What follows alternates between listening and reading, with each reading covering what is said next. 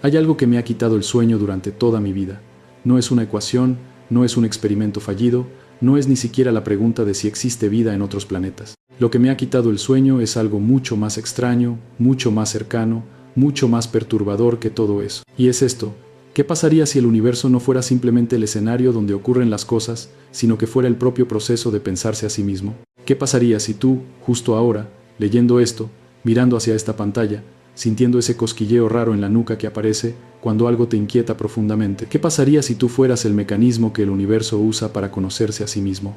Sé que eso suena extraño, sé que suena casi poético, y hay gente que cuando escucha algo así dice: ah, esto ya no es ciencia, esto es filosofía barata. Pero espera un momento, porque lo más fascinante de todo lo que he aprendido en mi vida es que las preguntas que parecen filosóficas a veces resultan ser las más profundamente físicas. Y esta es una de ellas. Mira, yo he pasado décadas estudiando cómo se comportan las partículas subatómicas. He calculado, he medido, he construido modelos matemáticos de una precisión extraordinaria. Y en todo ese tiempo, lo que más me ha impresionado no es lo que hemos descubierto, sino la forma en que lo hemos descubierto. Porque hay algo verdaderamente raro en el hecho de que un conjunto de átomos organizados de cierta manera, que es lo que tú eres, pueda sentarse frente a una pantalla, mirar hacia afuera al cosmos y empezar a hacer preguntas sobre su propio origen. Eso no es trivial. Eso es, probablemente, la cosa más extraordinaria que existe en todo el universo observable. Pero vamos por partes. Porque si queremos entender por qué el universo podría estar pensando, primero tenemos que entender qué significa que algo piense. Y aquí es donde la física se pone realmente interesante. Cuando yo era joven, en las calles de Far Rockaway, mi padre me enseñó algo que nunca he olvidado. Me decía: mira los pájaros, mira cómo se posan en la rama, mira el viento en las hojas. No me estaba enseñando biología ni meteorología. Me estaba enseñando a prestar atención, a notar que hay patrones en la naturaleza, y la ciencia, en el fondo, es exactamente eso: notar patrones, describir esos patrones con la mayor precisión posible, y luego preguntarse qué demonios significan esos patrones. Ahora bien, ¿qué tienen que ver los patrones con el pensamiento? Todo, absolutamente todo. Porque si hay algo que caracteriza al pensamiento humano es precisamente eso: la capacidad de reconocer patrones, de conectar cosas que parecen separadas, de descubrir que detrás de la aparente diversidad caótica del mundo hay estructuras que se repiten, leyes que se mantienen, principios que no cambian. Y cuando uno mira al universo con ese lente, cuando uno empieza a ver que desde la escala más pequeña que podemos imaginar hasta la escala más grande que podemos concebir, hay patrones que se repiten, leyes que se conservan, principios de simetría que gobiernan todo, uno no puede evitar hacerse esa pregunta incómoda: ¿es el universo un sistema que aprende? Y antes de que te pongas nervioso, déjame aclarar algo. No estoy diciendo que el universo tenga un cerebro. No estoy diciendo que haya un ser supremo sentado en alguna nube tomando decisiones.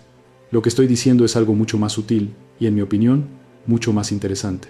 Estoy diciendo que el proceso mismo por el cual el universo evoluciona, por el cual la materia se organiza, por el cual emerge la complejidad desde la simplicidad, ese proceso tiene características que se parecen muchísimo a lo que entendemos como pensamiento. Y la física cuántica es, en este contexto, absolutamente explosiva, porque cuando uno mira el mundo a escala cuántica, lo que encuentra no es materia sólida y determinista, lo que encuentra es posibilidad, probabilidad, superposición de estados. Un electrón no está aquí ni allá hasta que lo miras. Existe en una nube de probabilidades, en un espacio de posibilidades simultáneas, y solo cuando interactúa con algo más, cuando es observado, colapsa a un estado definido. Ahora bien, eso es exactamente lo que hace un pensamiento antes de convertirse en una decisión.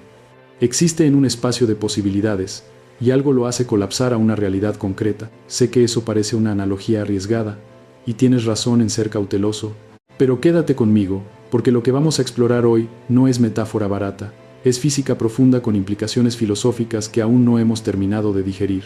Hay una pregunta que me persigue desde hace décadas, y es la siguiente: ¿por qué el universo tiene las leyes que tiene y no otras?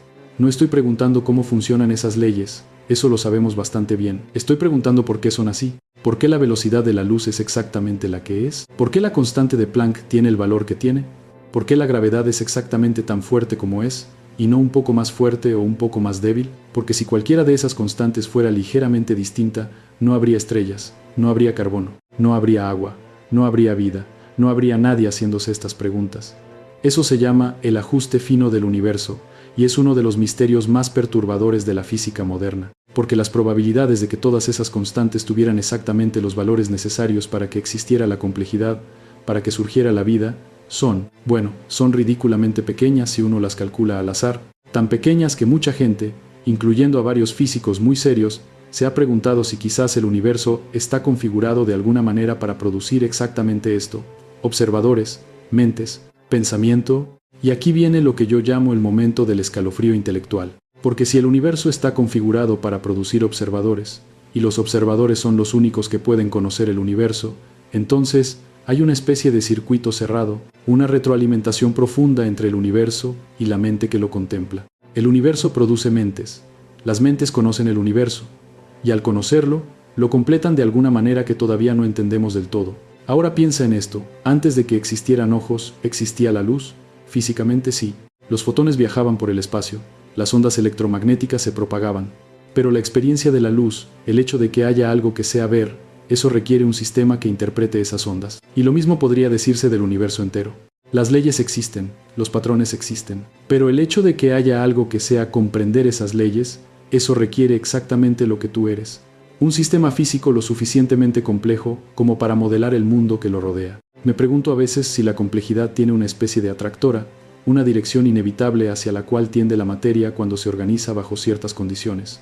Y no estoy hablando de misticismo, estoy hablando de termodinámica, de teoría de la información, de biofísica, porque hay algo fascinante en el hecho de que la materia, dejada a sí misma bajo las condiciones adecuadas, tiende a organizarse, tiende a crear estructuras, tiende a aumentar su capacidad de procesar información.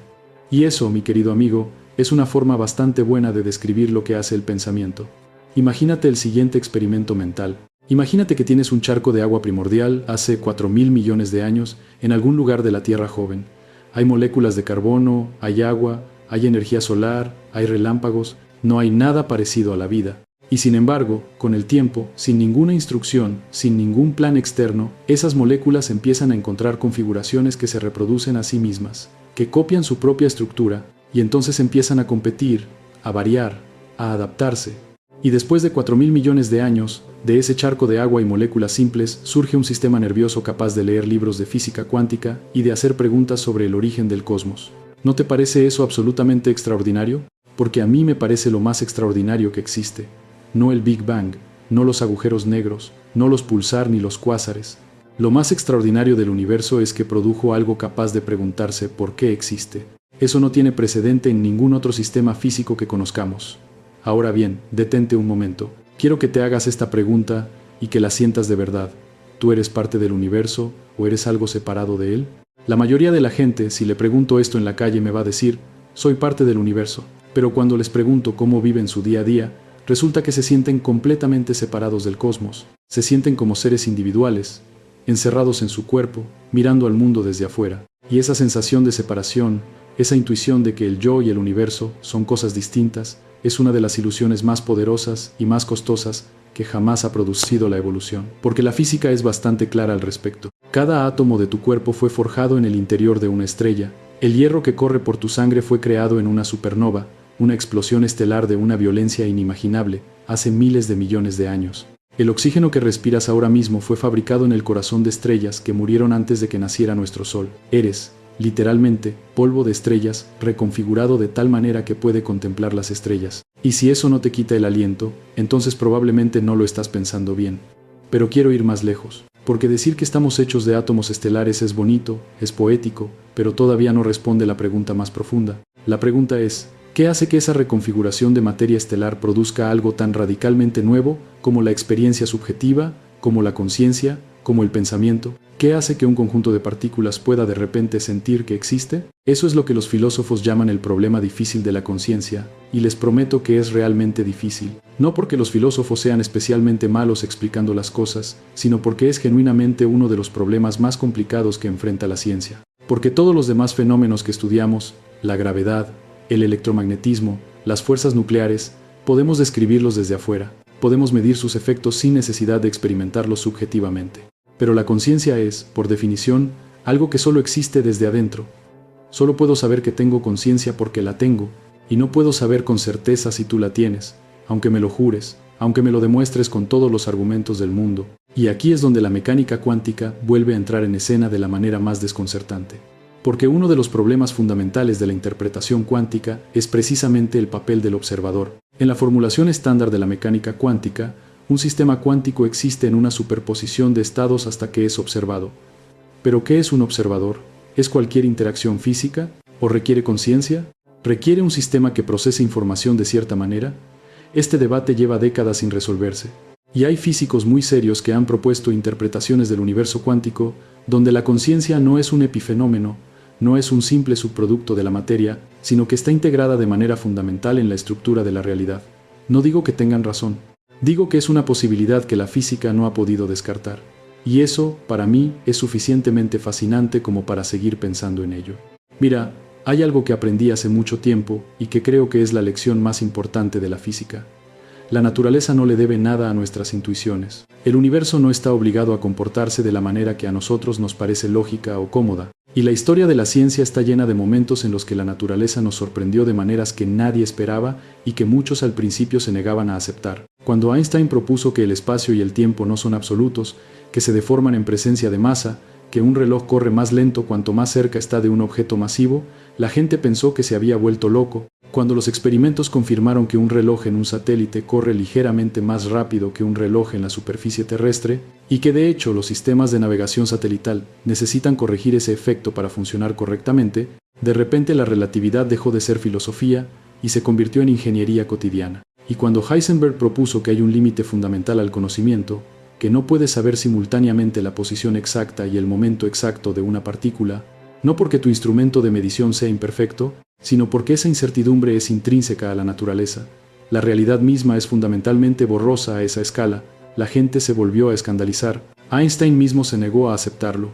Dios no juega a los dados, dijo, y la naturaleza le respondió, sí juega, y juega todo el tiempo. El principio de incertidumbre no es una limitación de nuestra tecnología, es una característica fundamental de la realidad. Y lo que eso significa es que en el nivel más básico, el universo no es determinista. No hay un estado exacto del universo en cada instante que determine con perfecta precisión el estado en el instante siguiente. Hay probabilidades, hay posibilidades, y eso cambia todo, porque si el universo es determinista, si todo lo que va a pasar ya está perfectamente codificado en el estado actual del cosmos, entonces el pensamiento es solo una ilusión. Somos máquinas que ejecutan un programa escrito desde el Big Bang, pero si el universo es fundamentalmente indeterminista, si hay espacio genuino para la novedad, para que surjan cosas que no estaban predeterminadas, entonces la historia del cosmos es una historia abierta, una historia que se está escribiendo en tiempo real. Y quizás, solo quizás, el pensamiento tiene algo que decir en esa escritura. No lo sé con certeza. Y eso es lo más hermoso de todo esto, no lo sé. Y me encanta no saberlo, porque significa que hay algo más que descubrir. Ahora quiero explorar algo que me parece profundamente subestimado en las conversaciones sobre ciencia y cosmos. Y es la naturaleza de la información. Porque hay una idea que ha ganado terreno enorme en las últimas décadas, especialmente en física teórica y en cosmología, y es la idea de que el universo no está hecho fundamentalmente de materia ni de energía, sino de información. Suena abstracto, lo sé, pero déjame explicarlo con algo concreto.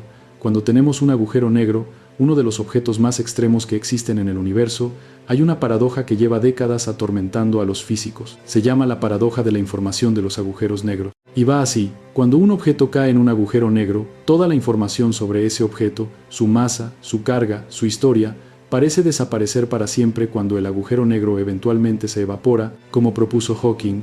Pero hay una ley fundamental en la física que dice que la información no puede destruirse. Es una ley tan profunda como la conservación de la energía. Entonces, ¿qué pasa con esa información? Este problema, aparentemente técnico, resulta ser uno de los más profundos de la física moderna, porque la respuesta a esa pregunta tiene implicaciones enormes sobre la naturaleza fundamental de la realidad. Y la dirección en que apunta la investigación más reciente sugiere que la información es más fundamental que la materia misma, que la materia podría ser en cierto sentido una forma particular en la que se organiza la información.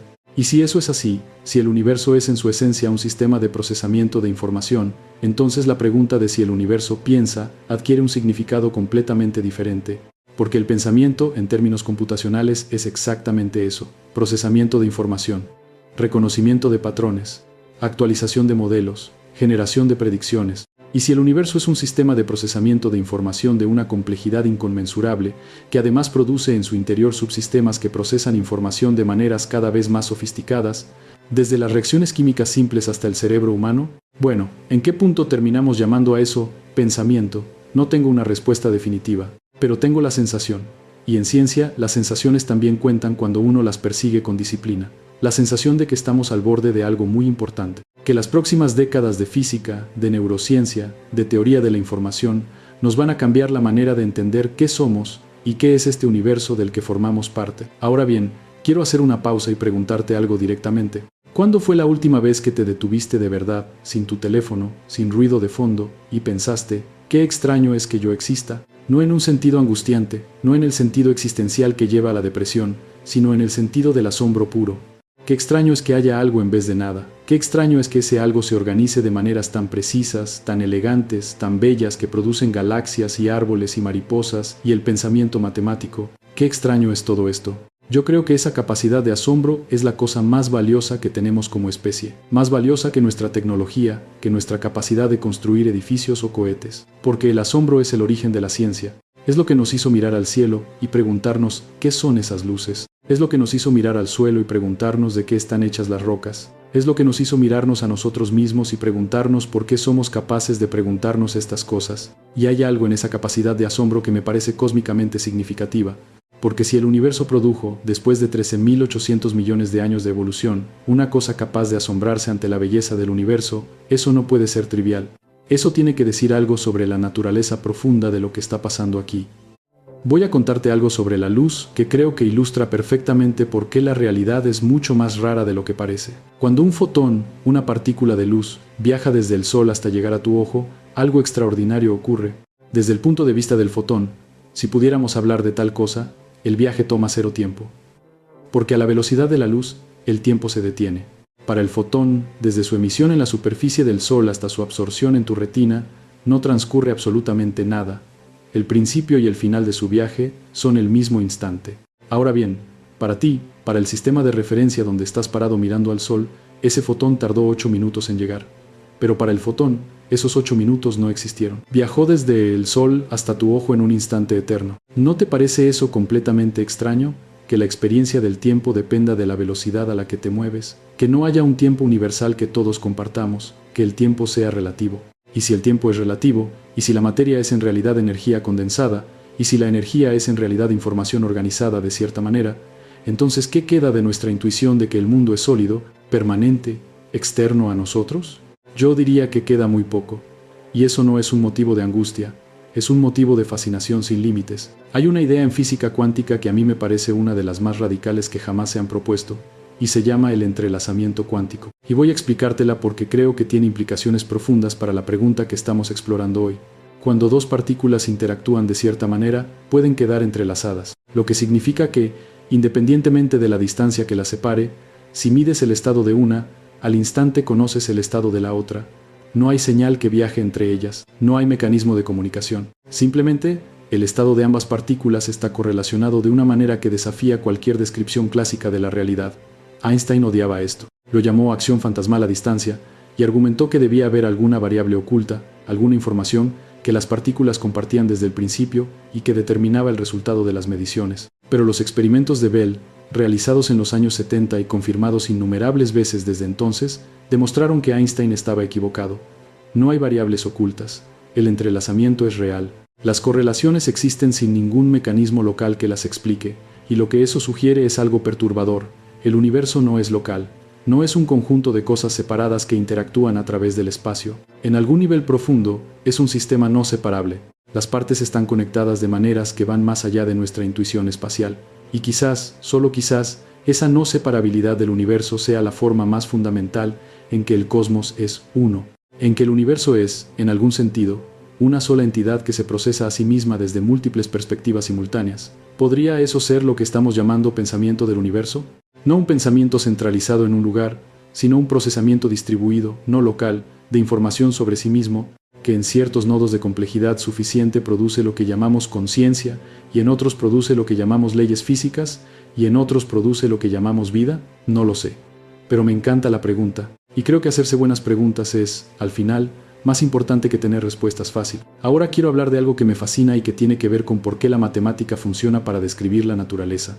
Porque hay algo verdaderamente misterioso en esto que no hemos resuelto.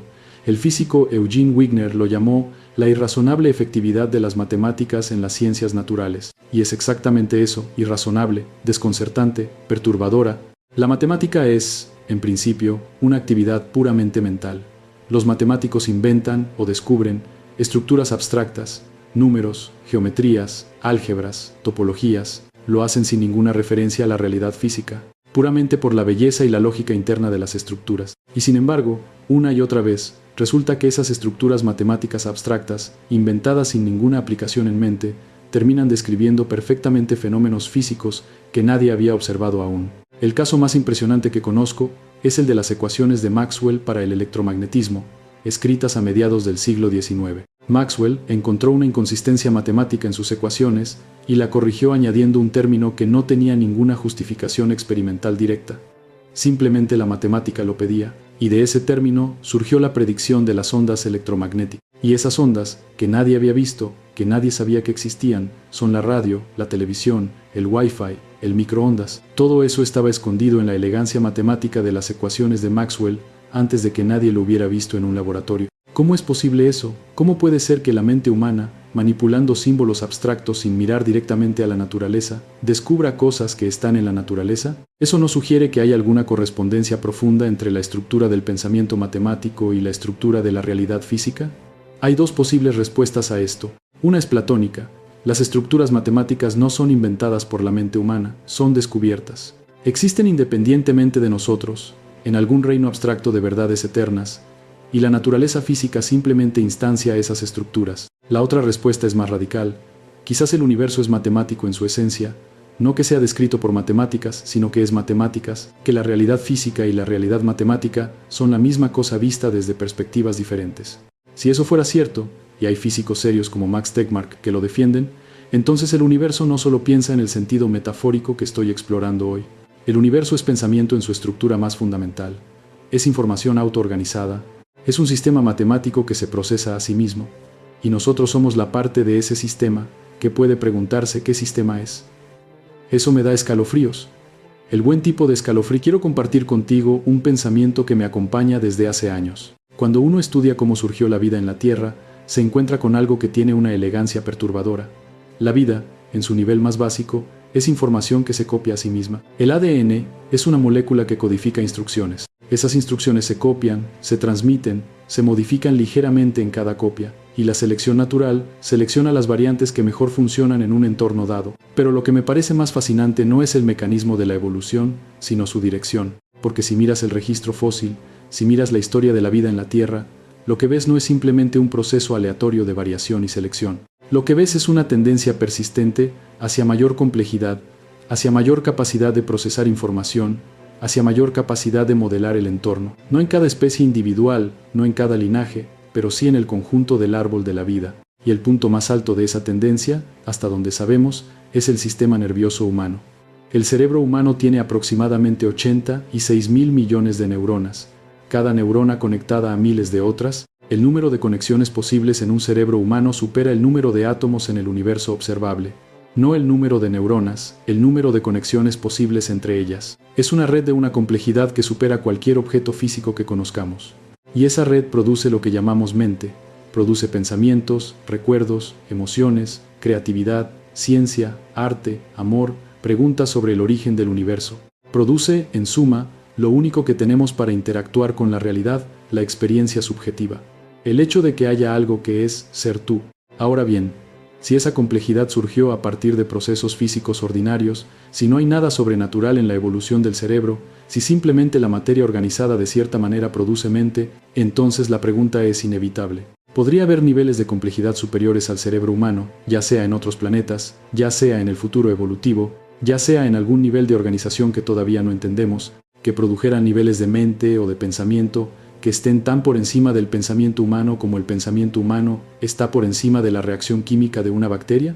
Y si eso es posible, si la tendencia hacia mayor complejidad y mayor capacidad de procesar información es una característica fundamental de este universo, entonces la pregunta que estamos haciendo hoy no es si el universo piensa. La pregunta es en qué etapa de su desarrollo mental estamos ahora mismo. Esto no es ciencia ficción, es física de frontera. Es la pregunta que guía una enorme cantidad de investigación en cosmología, en biofísica, en teoría de la complejidad. Y la honestidad científica obliga a decir, no sabemos la respuesta.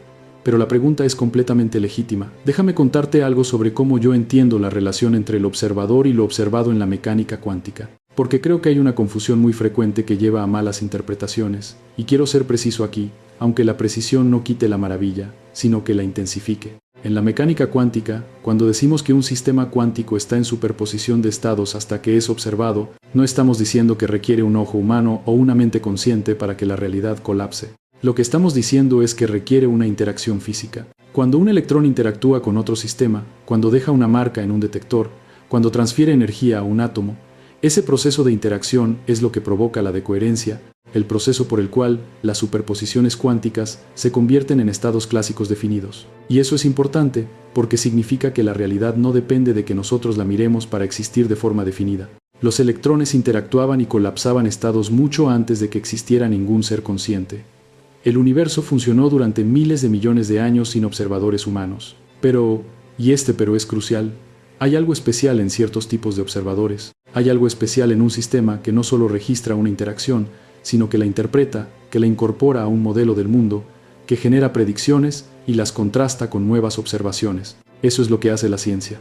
Y eso, hasta donde sabemos, solo lo hacen ciertos tipos de cerebro. Y ese tipo especial de observador, ese observador que no solo registra sino que comprende, es el que hace que el universo se vuelva inteligible a sí mismo de una manera cualitativamente diferente. Porque cuando un cerebro comprende una ley de la naturaleza, cuando entiende por qué los planetas orbitan el Sol, o por qué el agua hierve a 100 grados, o por qué la luz se dobla alrededor de los objetos masivos, no está simplemente registrando un dato. Está capturando una estructura profunda de la realidad, está extrayendo el patrón que subyace a miles de fenómenos distintos. Y cuando eso sucede, algo extraordinario ocurre, el universo se conoce a sí mismo. En ese instante en que un cerebro humano comprende una ley de la naturaleza, el universo logra, a través de un subsistema suyo, percibir su propia estructura. No metafóricamente, literalmente. Las neuronas que disparan cuando tú entiendes una idea son parte del mismo universo que la idea describe. Eso es lo que yo llamo el pensamiento del universo. No un pensamiento centralizado, no una mente cósmica separada de la materia, sino el proceso por el cual la materia, evolucionando durante miles de millones de años, produce sistemas que pueden capturar y representar las regularidades de la realidad. Sistemas que pueden hacer ciencia, que pueden hacer arte, que pueden hacerse preguntas que no tienen respuesta inmediata y seguir haciéndolas generación tras generación. Y si eso es así, si cada vez que tú entiendes algo sobre la naturaleza el universo se está comprendiendo a sí mismo, entonces el acto de aprender no es trivial. No es solo una actividad personal, un hobby intelectual para gente con tiempo libre. Es una participación activa en el proceso más grandioso que existe, el cosmos descubriendo lo que es. Eso me llena de una especie de alegría profunda que es difícil de describir. No es la alegría de ganar un premio. No es la satisfacción de resolver un problema técnico. Es algo más parecido al asombro que sentí de niño cuando mi padre me mostraba las estrellas y me decía que eran enormes, inconmensurablemente enormes, y que estaban tan lejos que la luz que veíamos había salido de ellas mucho antes de que yo naciera. Esa sensación de que el universo es incomprensiblemente más grande y más rico de lo que cualquier mente individual puede abarcar, y sin embargo, que hay algo en nosotros que es capaz de alcanzar hacia esa enormidad y tocarla con el pensamiento. Quiero explorar ahora algo que me parece fundamental para esta conversación, y es la naturaleza del tiempo. Porque el tiempo es quizás el misterio más profundo de la física y también el más cotidiano. Todos vivimos en el tiempo, todos lo experimentamos como algo que fluye inexorablemente del pasado hacia el futuro. Y sin embargo, cuando uno mira las leyes fundamentales de la física, descubre algo perturbador. La mayoría de ellas son simétricas en el tiempo. Las ecuaciones de la mecánica cuántica, las leyes del electromagnetismo, incluso la relatividad general, todas ellas funcionan igual si sustituyes el tiempo por su negativo, son simétricas, no distinguen entre pasado y futuro. Y sin embargo, tú y yo vivimos una experiencia del tiempo profundamente asimétrica. Recordamos el pasado y no el futuro. Las tazas rotas no se ensamblan solas. El café frío no se calienta sin fuente de calor. Las estrellas evolucionan en una dirección y no en la contraria. Hay una flecha del tiempo, hay una dirección. ¿De dónde viene esa asimetría? La respuesta más aceptada hoy en física es que viene de la termodinámica, de la tendencia de los sistemas a evolucionar hacia estados de mayor desorden, hacia mayor entropía. Y el universo empezó en un estado de entropía extraordinariamente baja, en el Big Bang, y desde entonces ha ido aumentando su entropía. Esa es la flecha del tiempo, la tendencia estadística hacia estados más probables, más desordenados. Pero aquí viene algo fascinante. En ese proceso de aumento de entropía global, en esa tendencia general al desorden, emergen localmente estructuras de complejidad extraordinaria. La vida es exactamente eso, una isla de complejidad y orden en un océano de entropía creciente, y el cerebro es la isla de complejidad más sofisticada que conocemos. ¿Podría ser que la función del pensamiento, de la mente, de la conciencia, sea precisamente esa? Ser una estructura que, dentro del flujo general del universo hacia el equilibrio, crea y mantiene complejidad, procesa información, genera nuevas configuraciones de materia y energía. Ser una contratendencia local que paradójicamente es permitida y favorecida por las mismas leyes que llevan al universo hacia su eventual equilibrio térmico. Eso sugeriría que el pensamiento no es un accidente cósmico, es una expresión natural de las leyes que gobiernan el universo. Como las galaxias son expresión natural de la gravedad, como los átomos son expresión natural de la mecánica cuántica, el pensamiento podría ser la expresión natural de ciertos patrones que emergen cuando la complejidad alcanza ciertos umbrales. Y si eso es así, si el universo tiene la tendencia de producir pensamiento cuando las condiciones son las adecuadas, entonces la pregunta de si hay vida inteligente en otros lugares del cosmos adquiere una nueva dimensión. No es solo una cuestión de probabilidades estadísticas sobre la formación de planetas y la aparición de moléculas orgánicas, es una pregunta sobre si la tendencia del universo hacia el pensamiento se ha expresado también en otros lugares. Si hay otros puntos en el cosmos donde el universo se está conociendo a sí mismo desde perspectivas diferentes a la nuestra, y francamente, me resulta difícil imaginar que no sea así, no en términos de certeza científica, porque no tenemos evidencia directa todavía, sino en términos de probabilidad física. Si las leyes son las mismas en todo el universo observable, y hay evidencia sólida de que lo son, y si esas leyes producen pensamiento aquí cuando las condiciones son adecuadas, entonces en un universo con más de 2 trillones de galaxias, cada una con cientos de miles de millones de estrellas, la probabilidad de que esto solo haya ocurrido aquí, en esta pequeña roca azul alrededor de una estrella mediocre en el brazo exterior de una galaxia espiral ordinaria, esa probabilidad me parece ridículamente pequeña. Estamos probablemente rodeados de pensamientos del universo, de perspectivas distintas desde las cuales el cosmos se mira a sí mismo, y la razón por la que no podemos comunicarnos con ellas, si existen, probablemente no es que no estén ahí. Es que las distancias son inimaginablemente grandes y la velocidad de la luz, por grande que sea, no es infinita. Vivimos en una burbuja de observación, el universo observable, que tiene un radio de unos 46.000 millones de años luz, pero el universo real, el que existe más allá de lo que podemos ver, podría ser infinitamente más grande. Y en ese universo infinito, las perspectivas desde las cuales el cosmos se conoce a sí mismo podrían ser infinitamente diversas. Eso me produce una sensación que no sé exactamente cómo clasificar, algo entre el vértigo y el júbilo, la sensación de ser parte de algo inconcebiblemente vasto y al mismo tiempo profundamente personal, porque aunque el universo tenga billones de perspectivas sobre sí mismo, la tuya es única. Tu manera particular de procesar la realidad, tu historia, tu red de conexiones neuronales, tu experiencia de este momento específico, eso no se repite en ningún otro lugar del cosmos. Aunque haya infinitos observadores, no hay otro tú. Y eso, que podría parecer una fuente de soledad cósmica, me parece en realidad una razón de asombro y de alegría, porque significa que el universo, al pensarse a través de ti, está descubriendo algo que no puede descubrir a través de ningún otro punto de vista. Tu curiosidad es una contribución única e irrepetible al autoconocimiento del cosmos. Ahora bien, sé que en este punto algunos de ustedes están pensando, todo esto está muy bien, pero ¿qué tiene que ver con mi vida cotidiana? ¿Con mi trabajo? ¿Con mis problemas? ¿Con las preguntas prácticas que me hago cada día? Y es una pregunta completamente válida. Y mi respuesta es esta: cambia todo. No en el sentido de que te da soluciones a problemas específicos, sino en el sentido de que cambia la escala desde la cual miras esos problemas. Cuando entiendes que eres una perspectiva única, desde la cual el universo se conoce a sí mismo, cuando entiendes que tu capacidad de hacerte preguntas no es trivial, sino cósmicamente significativa, cuando entiendes que cada vez que aprendes algo nuevo el universo está avanzando en su autocomprensión, entonces la curiosidad deja de ser un lujo y se convierte en algo parecido a una responsabilidad. No una responsabilidad angustiante, ojo, no estoy diciendo que tienes la carga de salvar el universo. Estoy diciendo algo mucho más sencillo y mucho más bonito, que la curiosidad, el deseo de entender, el placer de aprender, esas cosas son exactamente lo que deberían ser. Son la forma en que el universo quiere que funciones. Y cuando las suprimimos, cuando dejamos que la rutina, el miedo al ridículo, la presión social o simplemente el cansancio aplaste esa curiosidad natural, estamos haciendo algo triste no solo para nosotros, sino, en algún sentido, que quizás sea demasiado grandilocuente, pero que yo siento como verdadero, para el cosmos entero. Quiero hablar ahora de algo que me parece una de las ideas más profundas y más desconcertantes de la física moderna, y que tiene que ver directamente con la pregunta de si el universo tiene algo parecido a un pensamiento sobre sí mismo. Se trata del principio antrópico. En su forma más simple, el principio antrópico dice que el universo que observamos tiene necesariamente las propiedades que permiten que haya observadores para observarlo. Dicho así suena casi a tautología, casi trivial. Claro que el universo que observamos es uno que permite observadores. ¿Cómo iba a ser de otra manera? Pero el principio antrópico tiene implicaciones mucho más profundas cuando se combina con la idea de que podría haber muchos universos posibles, con distintas constantes físicas, distintas leyes. Si existe un multiverso, si hay un conjunto enorme o infinito de universos con diferentes valores de las constantes físicas, entonces la pregunta de por qué las constantes tienen los valores precisos que permiten la vida tiene una respuesta estadística. En los universos donde las constantes no permitían la vida, no hay observadores para preguntarse por qué. Solo en los universos donde las constantes son adecuadas, hay alguien que pueda hacer esa pregunta. Y por lo tanto, cualquier observador que pueda hacer esa pregunta está necesariamente en un universo con las constantes adecuadas. Es elegante, pero hay algo que me inquieta profundamente en esa explicación, porque el principio antrópico, en su versión fuerte, no solo dice que los observadores deben estar en universos que los permiten, dice que la existencia de observadores es necesaria para que el universo sea real en algún sentido pleno.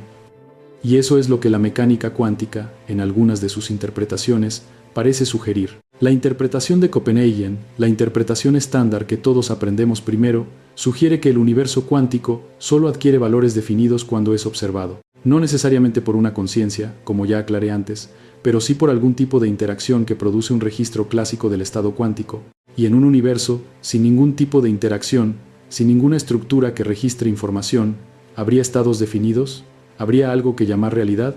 No lo sé, pero la pregunta me fascina, y me hace pensar que quizás la relación entre el observador y el universo es más íntima de lo que creemos, que no somos simples espectadores de un show que ocurre independientemente de nosotros, que hay un sentido en el que nuestra presencia, nuestro procesamiento de información, nuestra capacidad de hacer ciencia y de entender el cosmos, es parte integral de lo que hace que el cosmos sea lo que es. Y si eso es así, si el observador y lo observado están mutuamente entrelazados en la constitución de la realidad, entonces el universo no es algo que existía perfectamente completo antes de que llegáramos.